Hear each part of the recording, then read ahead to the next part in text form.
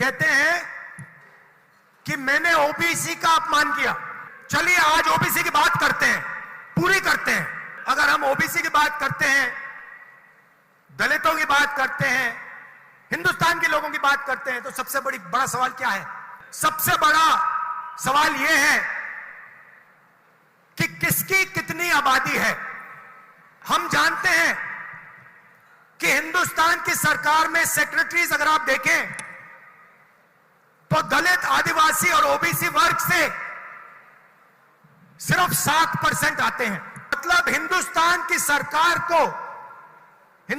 सरकार की रीढ़ की हड्डी जो है secretaries of government of India, उसमें से सिर्फ 7% दलित, आदिवासी और ओबीसी वर्ग से आते हैं।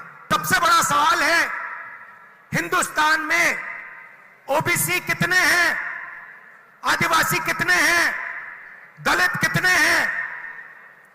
तो अगर हम धन बांटने की बात करें, अगर हम सत्ता बांटने की बात करें, तो पहला कदम ये होना चाहिए कि भैया किसकी कितनी आबादी है। यूपीए ने, कांग्रेस पार्टी ने 2011 में कास्ट बेस्ड सेंसस किया। पूरे देश की जातियों का डेटा उस सेंसस में है। मोदी जी, आप ओबीसी की बात करते हैं, उस डेटा को आप पब्लिक कर दीजिए, पता लग जाए देश में कितने ओबीसी हैं, कितने दलित हैं, कितने आदिवासी हैं। अगर सबको भागीदार बनाना है, सबको इस देश की प्रगति में शामिल करना है, तो यह तो मालूम होना चाहिए कि कौन कितने हैं।